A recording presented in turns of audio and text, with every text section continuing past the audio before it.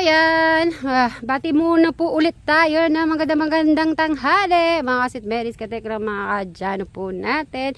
So yan, kahit na tanghali, pero tingnan nyo naman, baka uulan po, hindi ko alam kung may bagyo. Tingnan nyo, tanghali guys pero tingnan nyo, itim na itim ang panahon. Ayan sila Eric and Sir Robin.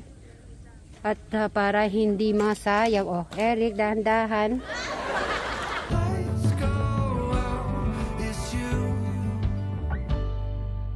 Looking back at me,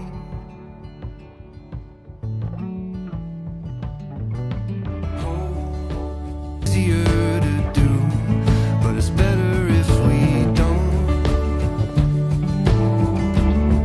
When the lights go out, everything is clearer.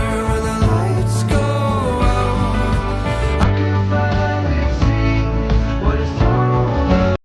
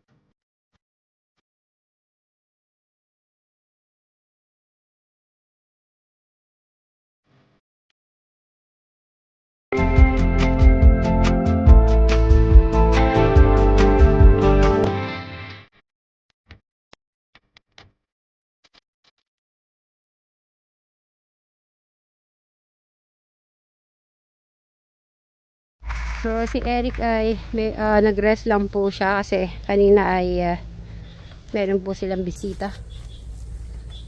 Ayan, ganun din yun eh. Pag Sir Robby medyo gutom na, i-stop na muna, okay? Malapit na yan, Eric. Itay mo na. At yun, kakain muna si Eric daw.